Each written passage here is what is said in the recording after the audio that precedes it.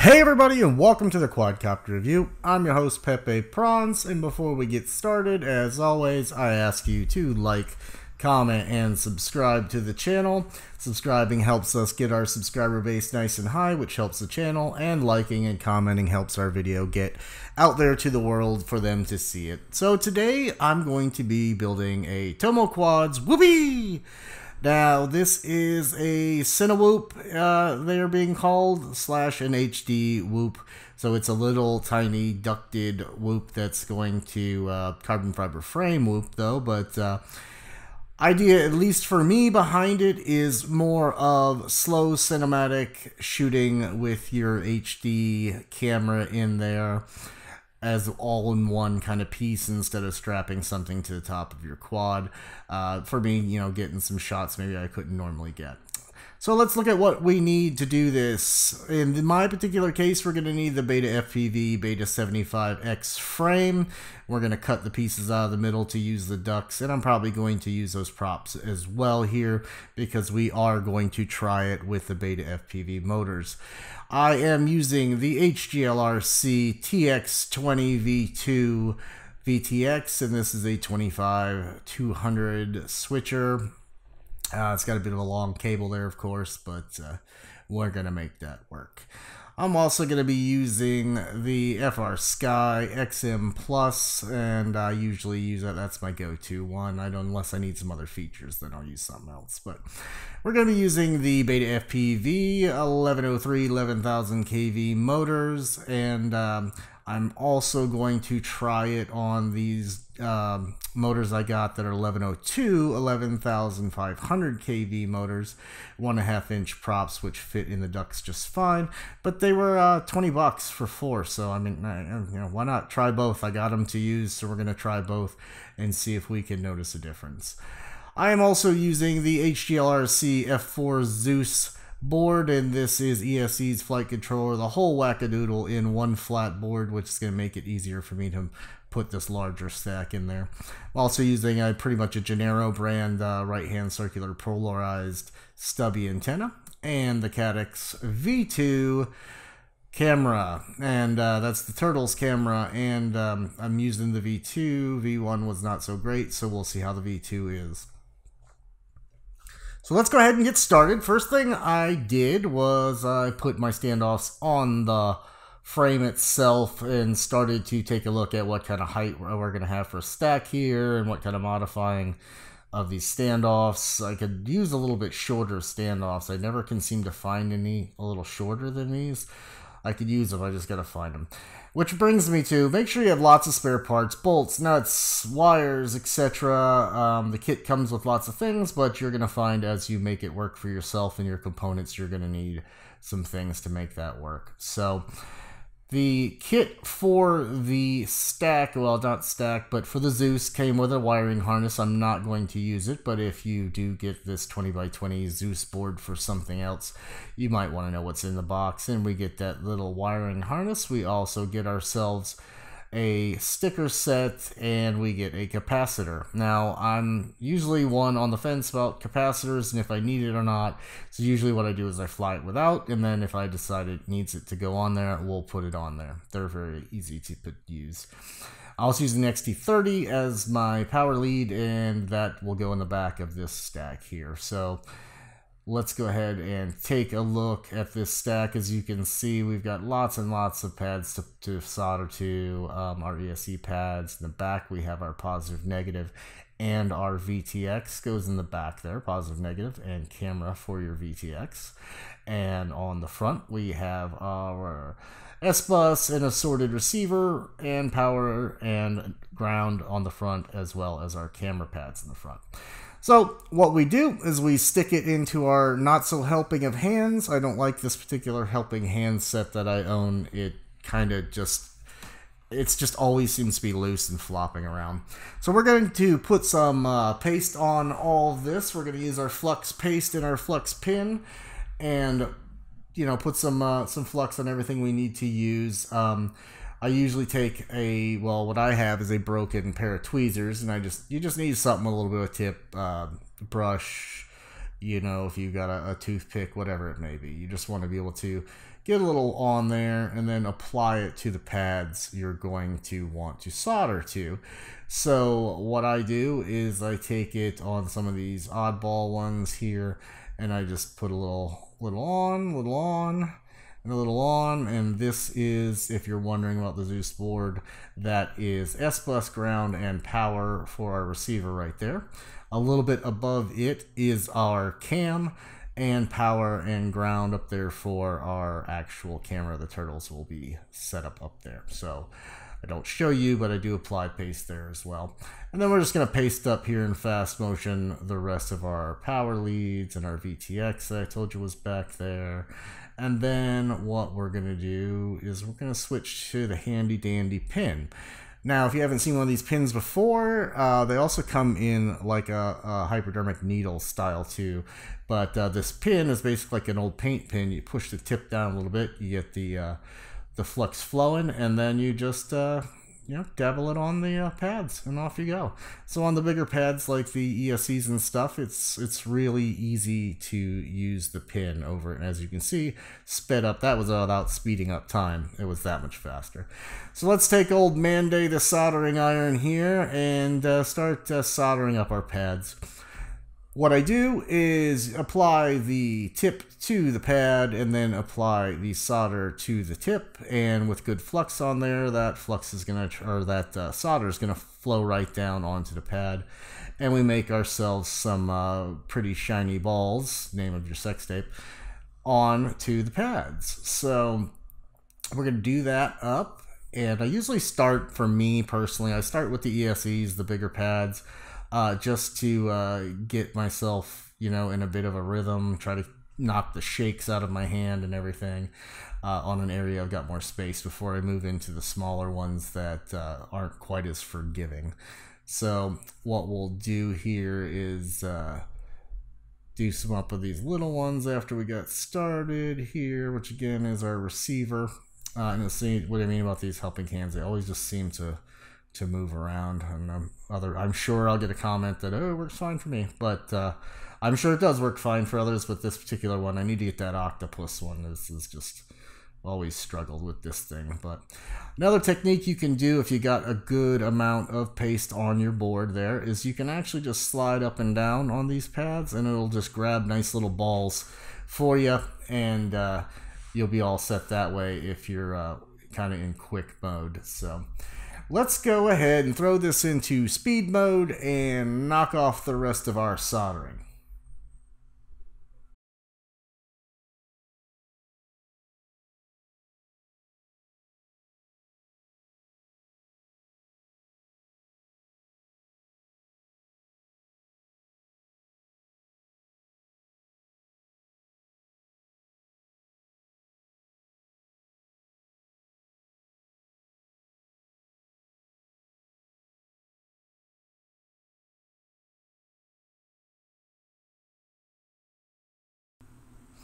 Okay, and there we have it. Shiny balls in your face, name of your sex tape. And, everything's looking good. We're ready to go ahead and pre-tin up our wiring and start adding our wires to it. So what these particular motors I have are already pre-tinned. They came pre-tinned, so we don't have to do it in this case. But what you'd want to do is basically dip your wires in some paste or use your pin, get some good flux on your wires for your motors, and then go ahead, get some solder on your tip, and you can add that as a pre-tin to your wires, and you'll be all set. So here we are, coming in a little bit late. I'd already wired up 2 of these pads before I remembered to film it. So what we're doing is we're just going ahead and we are soldering up our motor wires to our ESC pads, and as you can see, it goes rather quickly when you're pre-tinned and when you have good balls on your pads. So we'll just knock these 2 out here, and then we will once again go into speed motion, and we will add all of our motors up via our soldering method.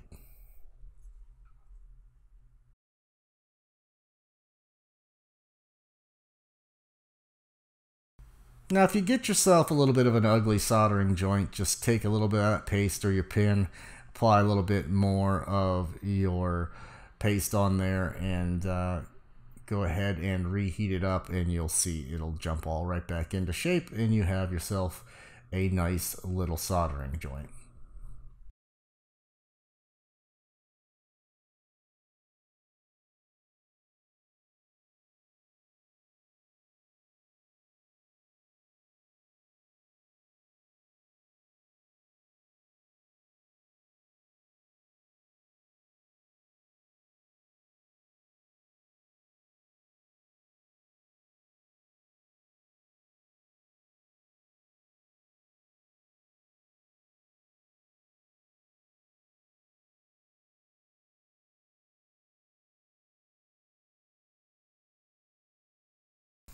I'm not sure why, but I always end up with one soldering pad that just like hates me. So that's what you saw there as I repeatedly was trying to get this one. As I, powered through the rest, no problem. This one stupid joint just harassed me.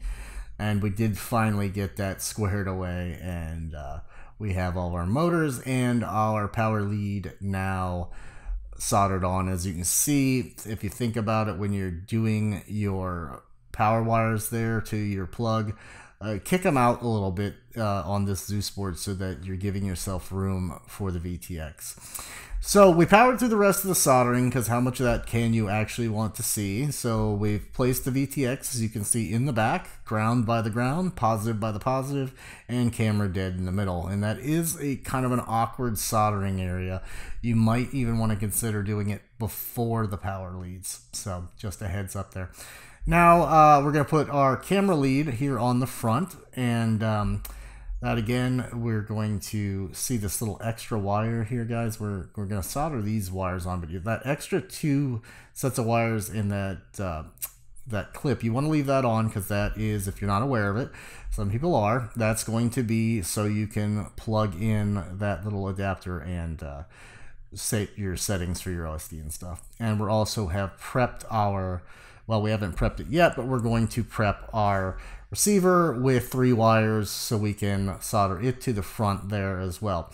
Those front 3 pads on your right are for that, and on the left, that's not really 4 soldering joints. That's me messing up. It's only 3 that we need for our camera, and I did get that extra bit of gook off of that pad. I just kind of oopsed when I was soldering on. I have a tendency to do that because I can't see that microscopic freaking text on these boards. So I'm going to go ahead and solder all the rest of these goodies onto there. So when we get back, we should have a camera and our receiver and everything all strapped on. So let's zoom in now, see what we got going on. As you can see, we've got our harness for our camera on the front. And as you can see, it's just those 3 pads right there, not the TX3 that I accidentally got some solder on.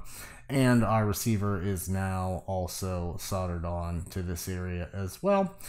I have a tendency to leave a lot of extra wires. It just is easier when I take these things apart for me to get stuff out of my way if I need to. You'll also see I have this TPU piece over there. Now, that is because I was just following the lead of my knowledge of the Turtle V1, which didn't have a nice way to hold the SD card in. The SD card had the ability to fly out, so you needed this little adapter here to keep it pressed in. Good news is that the Turtles V2 has fixed that, where it actually clicks in and clicks out like your goggles would, or the higher end things we're accustomed to. Now, I've also gone ahead and I've clipped our Beta FPV 75X frame up so that we could get the center out of our way. And as you can see, you can bring those motors in from either that front or side opening of your duct system, and there's plenty of room with these wires to do both ways actually, so I didn't really have much of a problem with that at all. And you can see pretty easily what needs to be cut out there from your frame kit if you're doing it. I am going to be using, as I mentioned, the XT30.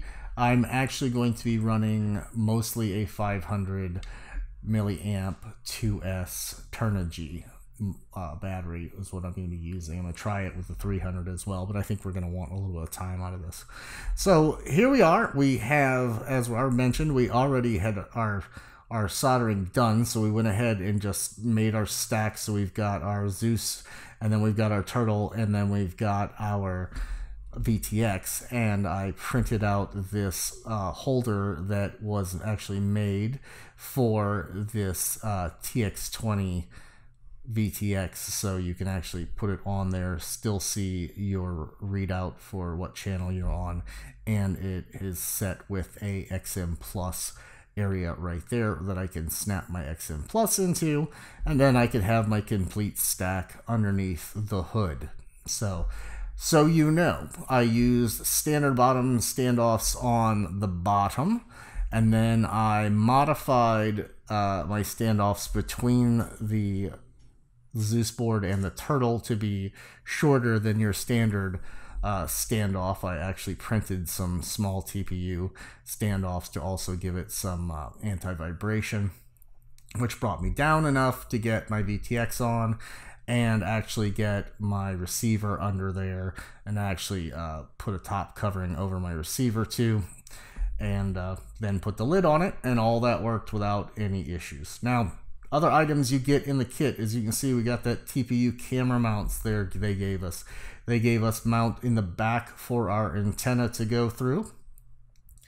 And in order to resolve my issue of using the SMA wire there for our VTX, I went on and created myself a little setup to go on the back standoff, and then be able to put my lead through there and screw my stubby on there and create a whole back end system, antenna system for my little model here.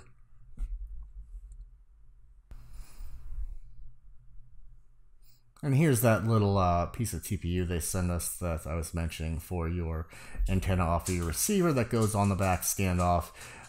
Just slips right on there, much like the front TPUs they give you for the camera. And here we have it, done product. So we have completed the build on this, and we can start looking to go in and get into, I'm going to use Betaflight, is just what I use. This is obviously going to have Betaflight already on it. Like I said, I just usually take that off and use Betaflight. I've grown very accustomed to it and handling it, but this will run just fine on both. And of course, we're going to need our battery in order to set up our camera and all the rest of the things like binding it and so on and so forth. So have a battery with some juice in it ready to go, so we can go into the next phase and actually get everything set up. As I mentioned, we're going to try these motors and the Beta FPV motors, but I'm not going to actually show you just, desoldering and resoldering those motors on, but you will see the footage. So next up, what I'm going to do is make sure my camera is working properly. You can do this before you assemble the whole frame like I did, but I just wanted to show you it done. So what we're going to do is we're going to take our little dongle there, and we're going to connect it to the wire, which I ran out the back from the camera, and we're going to take this little wire here that you see, and we're going to connect that little dongle to it, and we're going to power that guy up with a battery and go inside the Caddx Turtles interface right now and show you how to turn off its OSD and some of the settings features that are inside there, because most people are going to use that Betaflight, Betaflight OSD, and not really going to want to use the camera's OSD. So I'm just going to take it, I'm not flying it, so it's not going to blow it up sticking a 3S on it, and the board's rated for 3 to 4S, so got plenty of space there without blowing the board. So I'm going to plug this guy in, and we're going to go ahead and start taking a look at the settings. Now, first thing when you go in is the OSD portion. I went right, which was dumb. You should go left. Go left, and it'll bring you up through the bottom, 3 up, save and exit, exit, reset, time, voltage, turn off time, turn off voltage, and do not put something in the name as you see me do here in this little demonstration. I went in there later and removed that because I was being a dummy. And you just want to leave the name empty, and then none of that stuff will show. As you can see right now, 46 is showing. But we do fix that. So if we go into the next layer, you can see the resolution. You can do 1080 60 frames. You can do 1080 30 frames. Looping is off. I turn that one that you can barely see through disarm. I turn that is turning on the recording automatically when you turn on the quad. So next up we have our exposure settings and stuff. I'm just showing you what's there. I don't mess with this particular area at all. I just leave it as it came to me. I don't find it, well, besides field of view, I'm a liar. So you have your different field of views as you're going to see through the camera. I find actually the wide field of view is kind of funky for me, and I kind of can see too much going on and kind of mentally confusing. So I believe I just end up here in the middle as the wife watches the Christmas shows that are on. Let's get out of this one, and image effect. This is where you can set your saturation, sharpness, contrast, brightness, etc. It comes at 5 all the way across the board. I tried several different setups, and even to the end I don't think I'm set up properly, because what I did was, I know contrast has been an issue before, and I don't know what I was thinking, but I think I left it a bit high. Brightness, I turn down a little bit, or otherwise you can't see it all, because by default this camera is extremely bright in your goggle view, and not so much actually in the output, but your goggle view is already going to look washed out, so you have to keep yourself somewhere usable. I monkeyed with saturation a little bit because I found it flat on my test recording, so I added a little saturation, added way too much sharpness. Should have left contrast down, which I think I did, but I think I over sharpened it. We'll see in the footage when we look, but nonetheless, as you can see, we can dabble ourselves through the settings, and honest to God, it really comes down to you getting it to your liking. I don't think it's absolute perfection, you know, out of the box. It's pretty nice, this version versus version 1, but you're still going to want to work with it how you like it to work with in your post-processing when you bring it into Premiere or whatever you might be using to clean up your footage. So next up, we can switch it from PAL to NTSC. I usually leave it on NTSC. I just wanted to show you what that looks like. Got auto booting on, and we're going to, I format the card just because I want it to be in whatever format it believes it needs to operate in. I have a tendency to move cards around, so I don't want it struggling with any kind of formatting. So I just clear the card out completely, and that just makes it easy. So next up, you can also change the ratio from 4:3 to 16:9. I usually run mine at 16:9. I don't know, maybe I watch too much television. Next up, we're going to jump out of this, and I go into my Betaflight is my usual next step. Now, why am I showing this time versus most times I don't show this? Well, I actually had, you know, subscribers request that I show a little bit deeper of what I'm doing, so that's what I'm doing. So in Betaflight, this is the same way if you had the opposite. So if you're going to Betaflight and it wasn't there, and you're going to Betaflight, the first thing I always do is I type in dump into the CLI, I copy it all, and I paste all of this into a running document I have called dumps. Now, my dumps file is basically the original setup that I got with the quad, be it a binding fly or the board, whatever it is, whatever quad it's about to be.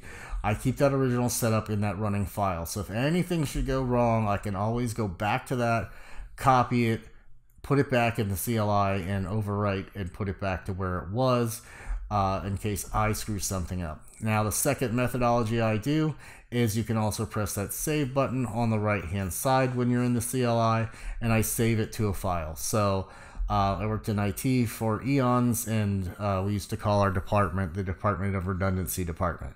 So I like backups of backups of backups. So I make that file and paste it into the dumps notepad document, and I also make that file so that way I've got lots of copies everywhere. So basically all I'm doing here is giving it a name. On my file on the other side I give it a date, but in this dumps running document I know these are all original setups. So put it in there, save it out, get it out of my face, go in here, and then the next thing I want to do is check my dump and see what target this board is using for its target in Betaflight. So, you know, is it an F4 omnibus? Is it a crazy bee? What is it that I'm looking at? Because my next step will be to go in and flash the firmware to the latest version of whatever it is that I'm running. So over here I'm checking that, getting what I need to know, then I'll bop out of this, I'll disconnect, and then we'll go back into this firmware checker flasher, and I'll go back and I will forget which one it was that I was looking at, and I'll have to go back and see what it is that I'm forgetting. So another way to see what you're running, guys, is just type in version and press enter, and then you will see what it is that you're working with. So now that I've got that information, I'll go back to the flasher and I will go in and select our board, the Omnibus F4, and then I will look for the latest stable release. I don't suggest, unless you absolutely know what you're doing, that you go into dev versions or anything like that. You're smarter to just stay with the latest stable version and put that on. So what we do is we select it. We're going to go over to load the firmware online, and we're going to click that, and that's going to pull a copy for us from online of that version of the firmware. Once we're set with that, we're going to go ahead and hit the flash the firmware button, and we will go ahead and flash our firmware with this latest version.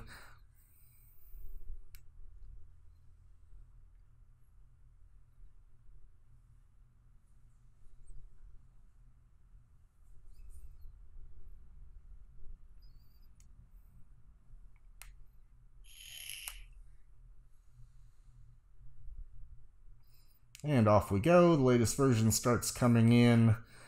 Some boards require you to hold a boot button, which was very visible on this Zeus board. The boot button is very, very visible. In my case, I'm not needing to do that. It's just going to let me go ahead and do that. So we're bringing it in.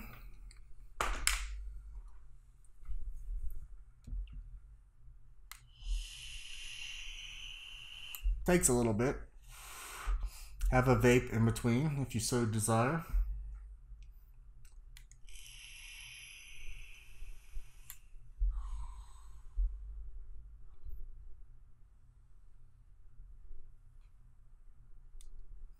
Now we can connect, and we are on a firmware version of Betaflight that I can use. Now, fear not if you go, oh, I use Betaflight and I'm not going to watch this crap. It's the same interface. It's the same stuff besides the Coleman filters. So don't even worry. Tabs I show you are going to be the same tabs you're going to see in Betaflight. And it was running an old-ass Betaflight too, which I kind of thought it would be because it's a little bit older of a board. So you'd want to do that same firmware update even if you're going to use Betaflight.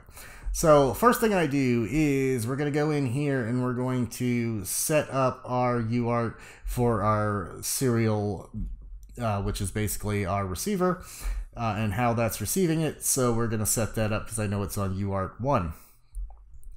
We are going to go into our configuration here, and we're going to change it to DShot 600 because that's what it's running on. I changed this. I don't use motor stop on these, on any of them really, besides the brushed. So what this idle is what percentage of your throttle is it going to run the prop set even when you're at 0. So what's the idle speed? Kind of like the idle of your car motor. I changed it to 4. I think I should have moved it up actually to 6. So keep that in mind. I didn't need to mess with, I turned off a couple options there because we only have one of those options. Name your craft, as we always do. And I monkeyed this time with this camera angle thing. I've never used it before, ever, guys. I'm going to tell you that. Don't know if it did anything, but I put it in there because I'm only going to run it about like 5-10 degrees because it's going to be a very slow moving craft. So we change ourselves to S Spectrum and S Bus. And that should, when we save and reboot, we're not using any of these items that aren't already set here. The OSD, display. Yeah, we're not using any of this stuff here. I'm going to turn on my beacons, I think, to 3 beeps on the D-shot motor signals. So it goes beep, beep, beep instead of beep. And I'm just going to leave all of my beeper stuff on for now. And we save and reboot, and we are going to reconnect into Betaflight here. And we're going to go into our damn it, sorry. into our PID section is where I'm trying to go. Sorry, I was fumbling around there, guys. I didn't mess with the PIDs too much. I kind of left it stock because its stock is actually a pretty mild, slow roll rate. And like I said, I don't plan on this is not going to be a zipper. This is going to be a slow mover. So I left them. So next up, we are setting up our auxiliary channels for our switches. I use the same thing always, so this makes it pretty simple for me. But what you do in here is you set it to what auxiliary channel you set on your radio for your switch that you were expecting to do something. On auxiliary 1, I have my arm. Auxiliary 2 is my mode, air, or stab mode. And next thing I have is my beeper and then flip after crash. So I'm only using 4 and I'm setting it up on these. Now the next thing I do is I'm going to go ahead and pop over to my OSD tab and I'm going to set up the few items I use in OSD. When I'm showing you guys quads, I will put usually the name of the craft, our flight time, the battery usage, and some warnings and things like that. Things that y'all might want to see when I'm doing it. If I'm running something for myself, all I use is my name, my craft name, or my pilot name, and I use the average power per cell. I don't even use my total battery, because in my brain sometimes when I'm flying I don't think of what the actual 4S and what that is for a voltage. So what I do is I put it on individual, and that gives me a great idea of when I'm at like 3.4 and I need to land. So because I found that if I stop at 3.4, it's going to bounce back to 3.7 without any issues. So that's usually where I stop personally. So that, my name on there, and then my arm, so I know when I'm armed and I'm not armed, and that's about it. Otherwise, I leave everything for my post-flight information that I have over here in the right-hand side, so when you disarm your quad, you get all that information. My DVR is running at all times on my goggles, so I can come back and look at that footage to see end results like time and things like that. So that's just my particular way of going about it, and that's what I do. So the next thing we're gonna probably be taking a look at, usually after this, what I do is I'm gonna go ahead and start binding my craft. So I'm going to go out, hold the bind button on my receiver, set up the model on my radio, and make that connection. And once I've done that, I can come back into Betaflight or Betaflight, whichever one you're using once again, and we can go into the receiver tab and click it, you dummy. And then I can see that when you see your craft spinning rapidly like that, what you want to do is make it put it to the correct setting and you'll be all set. So what I'm doing now that I have my receiver set is I'm coming back into the modes tab and I'm verifying that my switches are operating and they're actually engaging when I want them to engage. So as I mentioned, auxiliary 2 is my modes for angle and air. So what I do is I flip my switch and make sure everything is set. I fly in air mode most of the time, so my switch in the default position is air and I have to flip it to put it into angle mode. My other switches flip after crash. I'll make sure that is all set. And as I mentioned before, when we come over here, if we change our settings to the proper setting, and then I check my throttle, yaw, pitch, and roll, and make sure everything is on the correct channel. What I'm using, TAER is what I use. I think it's ATER or something is the default FR Sky, but I haven't always been on TAER, I believe it is, and that's what I've always run, so that's what I do. Now, when you see it's still drifting there in the little model, your craft, I have a tendency to add about 2 RC deadband and 2 yaw deadband, and that takes my little bit of radio disturbance in the deadband out, so that's what I do. Next thing I do is I come in. Well, actually, I get out of this, and before we do that, we're going to go into BL Heli Suite, and I'm going to update the firmware on the ESCs. Also out of date because it's a bit older. Now this is not out of date because it's an old. I mean, it's older, but it's not that old, guys. It's just that whatever firmware was put on it in the factory when the particular part I bought was made is out of date because this stuff is constantly moving. So what you do is you come in to your BL Heli Suite. You're going to go down to your connections, make sure you're set to the correct connection, and connect. And it is going, then you're going to want to click Read Setup.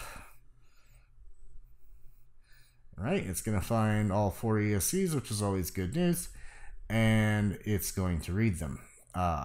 You don't need to touch anything from here other than update the firmware, or flash firmware. Yeah, flash. So we're going to flash it.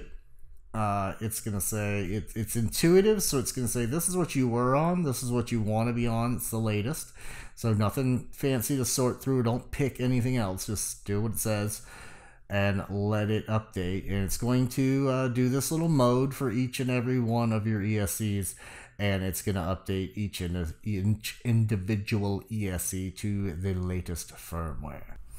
Now, what I do next, for me at least personally, is I go into the Motors tab and I calibrate the ESCs. Now, to do this, it's going to calibrate all 4 ESCs for you at a minimum of 1,000 and a maximum of 2,000.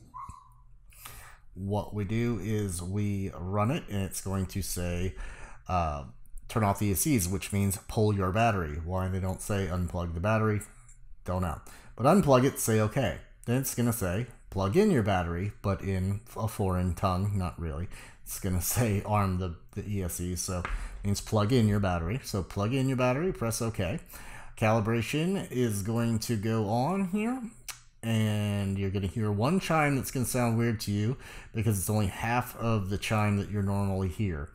And then once it does that, it will finish the chime when you plug back in your battery, and then it'll finish the process, and we have now calibrated our ESCs for 1,000 and 2,000. So the next thing I do, there is a motor operation as you saw right there in BL Heli Suite, but what I do is I go back into Betaflight because I have like massive short time memory loss.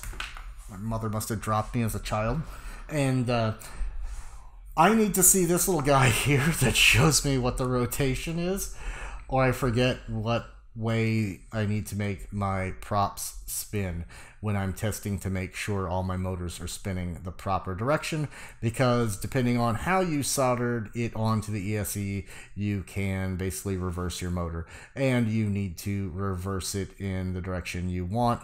Using BL Heli Suite is the easiest way versus resoldering everything. So what we do is we come in here, we get which direction we want to do, and we go into the motors tab. Now that we're going into the motors tab, we can go ahead and check out how this operates. Then the first thing you want to do is not have your props on, and you want to click that little switch that says I do not have my props on because I want to keep my fingers. What I do is I take motor 1, and you can move it up to 1007. What this does is it makes your motor go kind of like tick, tick, tick in the direction you want it to do, and you can take your fingernail and put it down there, and you're looking for it to tap against your fingernail, and that'll tell you which direction it's coming. So if you put your finger in with your fingernail looking left and you get your fingernail tapped, that means it's moving counterclockwise. And if you get your back of your finger hit, it means that it is going clockwise. So you'll get it when you do it. Or you can use, some people will tape like a little flag on it. Some people will, you know, put a piece of tape on the motor rod and so on. There's just a bunch of different ways. I just use my fingernail. It's always worked for me. And what we do is we make sure that all 4 of our motors are spinning in the direction we want them to spin.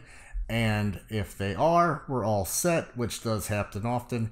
If we're not spinning the right direction, you are going to make note of which motor that is, and then you are going to go ahead and you're going to pop out and go back into BL Heli Suite and switch the motor direction in BL Heli Suite. Now my issue was with motor 3, so what we want to do is uncheck all of them but motor 3, and then we want to go up here to the motor direction tab, change it to reversed, and then we're going to write the setup, which will write the setup to the ESC, and we are all done. We have just reversed our bad motor that was turning the wrong way. Bad motor, bad. And that's it, gang. So we are ready to fly. I always suggest doing a little test flight, little test hover, make sure everything's working good, and you know, make sure your settings are all good. As you can see, we're coming back here just to make sure that we've corrected motor 3, which we have. And we are ready to go. I did a little test hover, as I just mentioned, in my office here to make sure that it's not just going to do death rolls or anything like that. And we're all set. So the next thing we can do is we can take it out and see how it's going to fly. So let's do that now.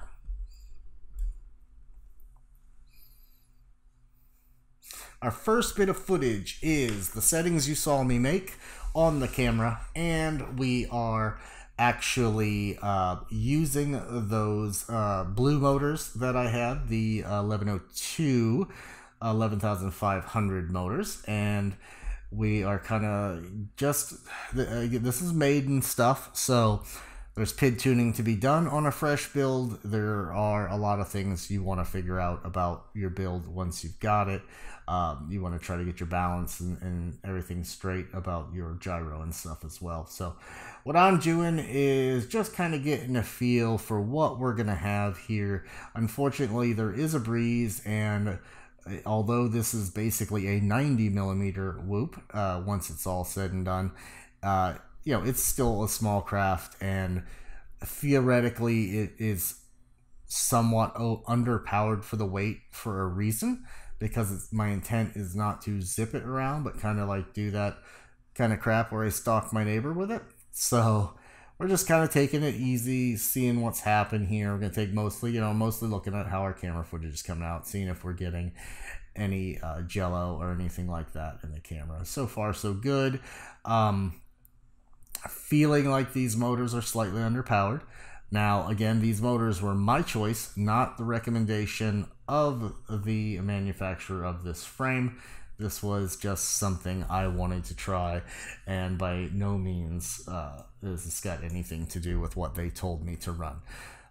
So they actually recommend, as I said, those Beta 75X motors. So that's why we're going to switch to those and see how they run too. But, you know, so far so good.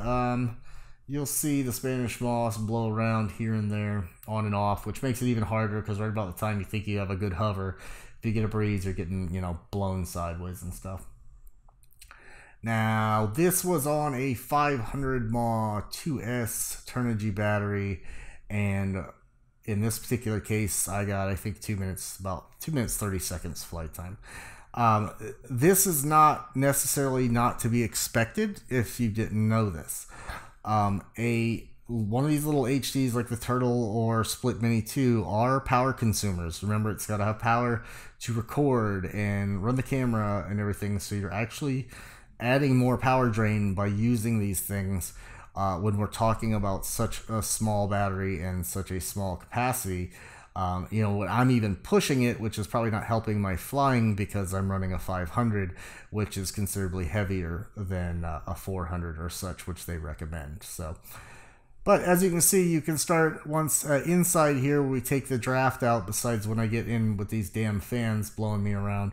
Once you take the draft out, you can get a nice slow cruise going and get your, you know, your interior kind of slow drifting HD quality stuff, which, you know, a lot of the whole Cinedrone movement thing was about is people like Nurk and stuff who are doing this kind of thing for a living and want to slowly follow people and stuff, and not necessarily, I guess, wanting to do it with the millions of quads out there that are made to do slow cinematic stuff, but do it with something that is deducted. So as you can see, we can creep along in and out of spaces, which is what my intent is with this, is to hopefully add footage in and stuff on my videos and my reviews of just different angles and stuff like that. So you really have to determine that, is this the kind of flying you want to do or not. I just personally don't think it's going, you know, it's not going to be a ripper, guys. It's just not. It's too heavy. So it's cinematic, and it's going to make beautiful shots like this, you know, if I can get it under control, remembering that I've been flying faster quads all this time. So there's a bit of a learning curve to back going slow. So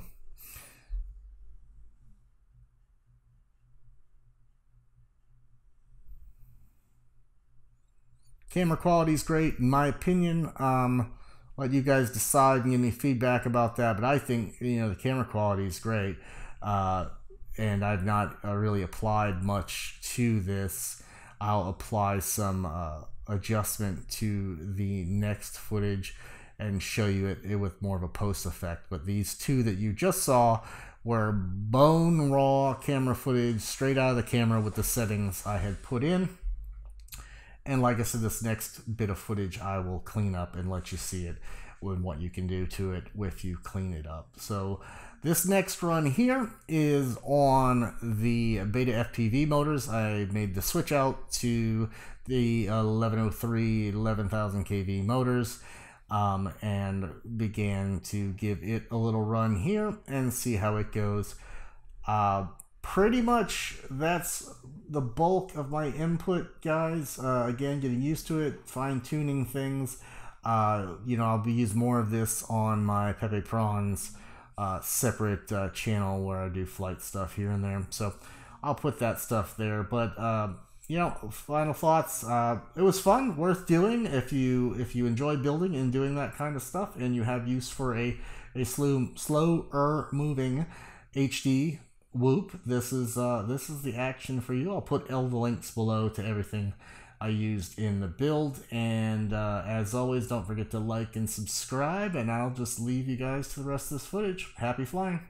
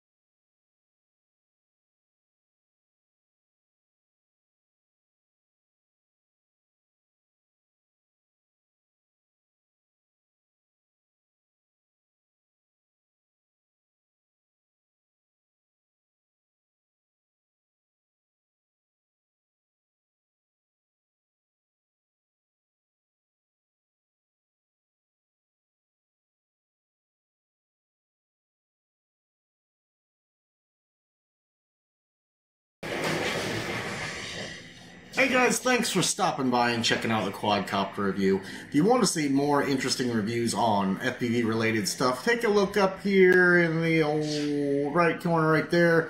You'll find links to all the rest of my reviews. If you want to get in on some of the best giveaways on YouTube, look over here. Don't forget to subscribe right here on my chin. And if you want to check out my flying only videos separated from the review channel, check that out right here. Thanks for coming. Don't forget to subscribe and happy flying.